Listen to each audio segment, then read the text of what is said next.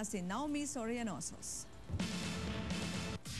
Kinilala ng Regional Nutrition Committee o RNC ang mga local government units dito sa Cebu na may outstanding performance sa paglaban sa malnutrisyon sa kanilang mga lugar.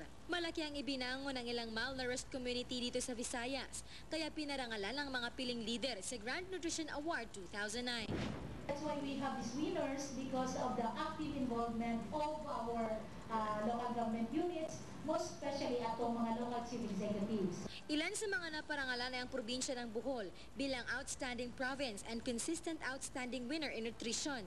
Ang Lapu-Lapu naman bilang Regional Outstanding City. Nakuha naman ng Tubigon Bohol ang Outstanding Municipality.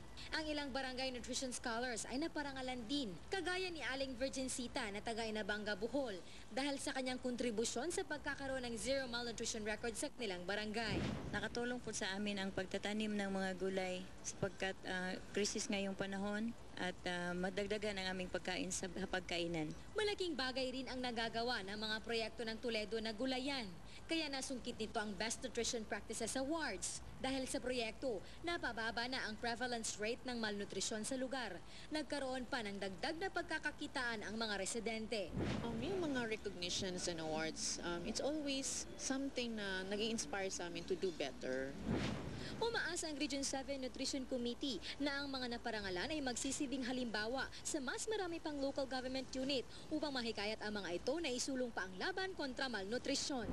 Naomi Sorianosos para sa Hataw Balita ng UNTV News Worldwide.